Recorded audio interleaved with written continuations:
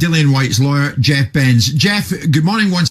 Frank Warren is on the line live, and we've been rejoined by Dillian Whyte's lawyer, Jeff Benz. Jeff, good morning once again. This is your chance. Tell Frank what you're not happy with. Well, I understand that while I was gone, Frank managed to breach our confidential agreement and read it. But putting that aside, I don't know what else he said. But Frank, where are we on the tickets that Dillian asked to buy before you sold them all to Ticketmaster? He hasn't been given the chance to buy any. And where are we on the comps that he asked for? And where are we on the escrow that we've asked for? And we don't have any escrow of Dillian's purse. We've been asking for that for over a month. These are just basic things, putting aside the economic issue. So go ahead, Frank. I want to hear from you. Did you sign a contract for this bout? We did, Frank, on the representation by your son that we would have further negotiations. You weren't part of that discussion. I haven't even talked to you since before the first bid. Hey, are you going to let me Jeff, answer? let Frank speak. Jeff, there's other people have got views besides yours. So let's just go through this. You signed a bout agreement. In that bout agreement, where does it say anything about escrow accounts, tickets, or any of these things that you mentioned? Where does it? You're a lawyer. Where does it say anything in that contract you signed? Hey, Frank, if you want to get into a legal debate about Swiss law, which is what apparently applies to this, I'm happy to do it, man. I'm happy to do it. So then answer the question. Answer the question. You're a lawyer. Frank, are you going to let Frank, baby, are you going to let me answer? I'm not a lawyer. I left school when I was 14 and a half. You're a lawyer. Are you going to let me answer? Did you advise your client to sign the bout agreement? Okay, Jeff, you heard what Frank's saying, so now is your chance to answer it. Were these things in the contract? On you go, Jeff. I get to talk. We signed a form bout agreement. We had negotiations that said we were going to have further conversations about all these other elements. Frank should know that. He hasn't been told that by his lawyer or by his son. It's not my fault. So, Frank, tell me where we are on get Dillian's money guarantee. Answer my question, Frank. Why don't you want to put Dillian's properly? Frank, why don't you want to put Dillian's money in a place that's protected? It is protected. What's wrong with that? Where is it then, Frank? Let me just tell you something. On you go, Frank. You've signed an agreement. You're his lawyer. So if you're worried about the money, then he should be looking to you because you advised him to sign it. And if there's a problem, if I was him, I'd sue you if I don't get paid because you advised him to sign it. Jeff, is that not a fair point? You've signed the contract. Does Frank not have a point? You're his lawyer. Not at all. Frank's beating around the bush. He won't answer my questions. But Jeff, is there a contractual obligation? Hang on, Jeff. You're Simon. Jeff, is there a contractual obligation in the contract for Frank to put money in escrow? There isn't. We agreed to. So with respect, we agreed. Hang on, Jeff. I haven't finished. Hang on, Jeff. I haven't finished. With respect, if it's not a contractual obligation to put it in escrow, why are you asking for something that's not a contractual obligation then? To ask Mr. Warren then why. But I'm asking you because you're the one that's negotiated the contract. Why was Dillian Whyte shamed by Mr. Warren for not going? That's not the question I asked you, Jeff. Jeff, I asked you. You're putting it on Frank's toes. Hang on, Jeff. You're putting it on Frank's toes about escrow. If it's not in the contract, why would you ask for something that you've had your client sign a contract on that doesn't reference that in the contract? Am I talking non-commercial words to you guys? Yeah, you are. You're talking non-commercial words. We had a discussion. I'm sorry. Listen, would you just give me a second? We had a discussion with the other side about all of this, and we had a deadline to sign a form bout agreement that Mr. Warren wants to read a bunch of other things into, including Dillian's obligations to promote the fight and do other things, which aren't in there either. And you now want to hold me to that standard? We had a discussion where we were going to have a further discussion. This is what goes on in the real world of business when you do commercial deals. It might not go on in Frank's little boxing world, but this is what real deal makers do. Frank, would you argue? Frank would meet the deadline. Frank, would you argue that you've done everything by the book, Frank? Listen, if I haven't, sue me. This contract, I've abided by everything. It took them nearly 4 weeks to sign a contract. They signed it an hour before it was due to be signed. Clause 11 of that contract, it says the boxer shall reasonably promote the bout.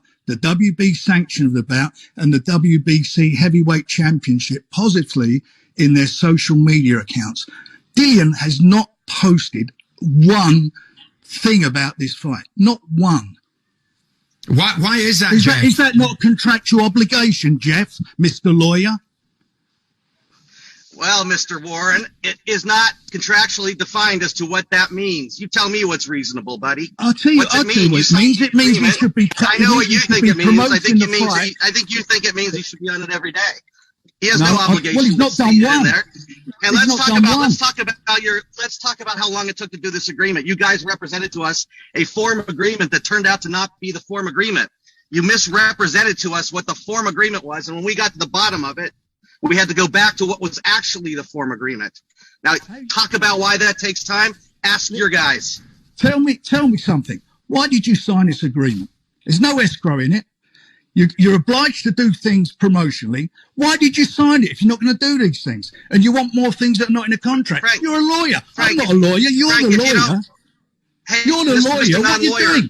Mr. Non-lawyer. You've obviously not protected all the things you're asking for is because obviously, in your view, you've not protected your client's interest. You should have advised him to sign the contract. Not at all, Frank.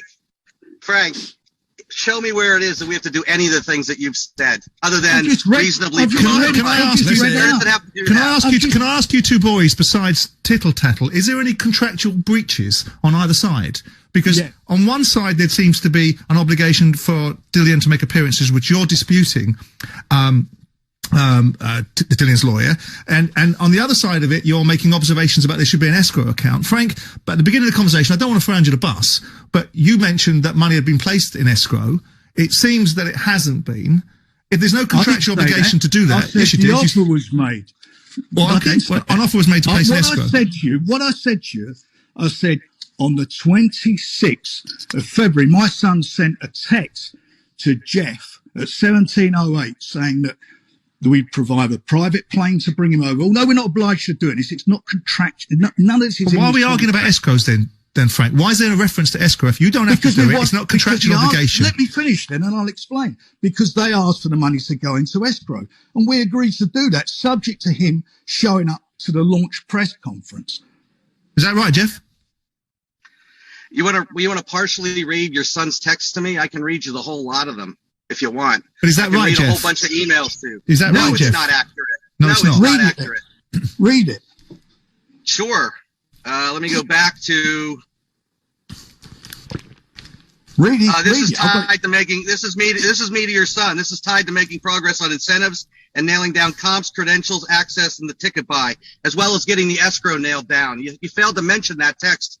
Probably two texts before your son's that you just read from. So if you want to play this game, I'm in this business. This is on the 26th of February.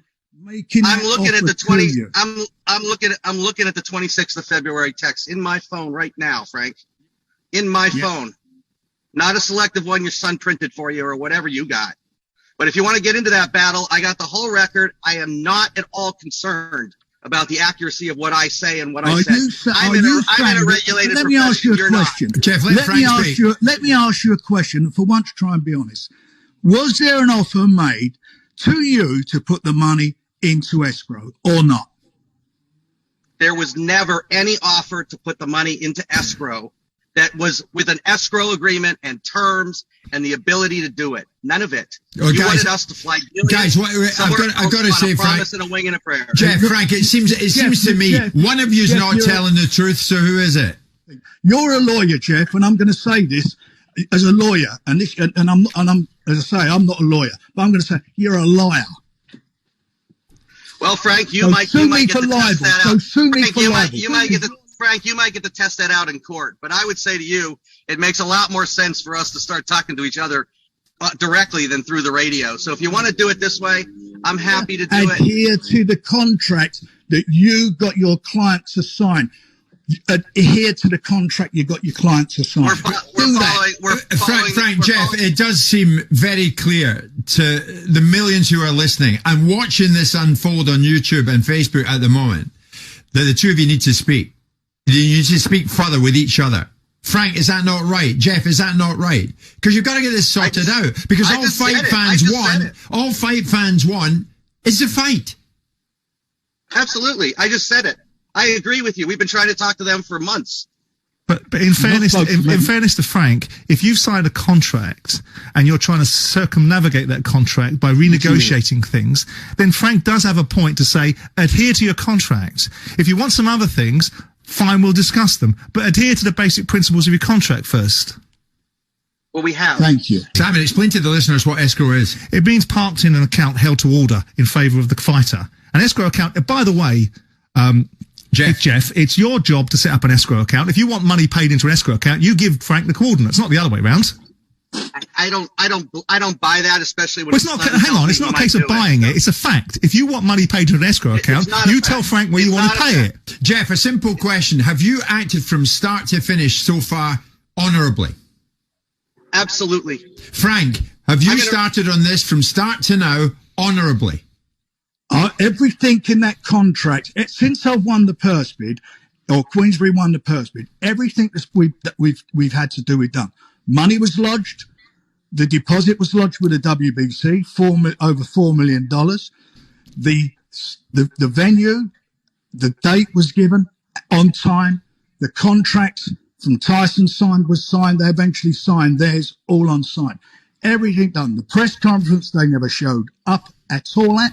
That's their first acts of bad faith as far as this is concerned. Was it a breach of contract, Frank, then? Is that a breach of contract? Of course it is. That's what I'm saying. Yeah, and we will deal with it. We've already written to them and told them we reserve our position and we'll deal with that after the fight. So are you two going to deal with everything to allow this fight to go ahead, which is what fight fans want? Jeff, is everything going to get sorted out? The fight's going to go forward. Dillian's going to fight. Is it all going to be sorted out? Well, that's going to depend on a lot of people other than us. Do you echo that, Frank? Look, the smoking gun was fired. We went ahead with a press conference and sold out in 3 hours. That smoking gun was fired. That's gone. You've not helped at all in any way, in any shape or form. There's been nothing from Dillian to help promote this fight. That's a fact of life. You even wrote to us and said to us, we can't use these photographs on the poster. How is that supposed to? Is that true, Jeff? That they couldn't use Dillian's image on the poster? We wrote to them and said you needed Dillian's approval in order to use his artwork on the poster. We believe they misrepresented Dillian's status in the artwork that they chose. They never came to us and asked for consent. I've been at this for 30 years, advising and running people that run events, and I've never once dared to use an individual's image or anything else without their consent. And I don't understand what's wrong with that view. Okay. Jeff Benz, Dillian Whyte's lawyer, we want to thank you for your time. Frank Warren, thank you for joining us. You two have got a lot to catch up on. The fight is live and exclusive on TalkSport, and let's hope it's as fiery as the build-up.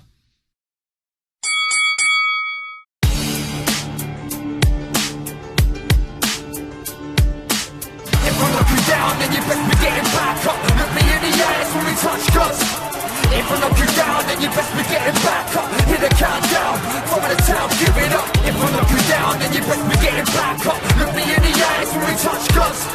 If I knock you down, then you best be getting back up. Hit the countdown, from the town, give it up.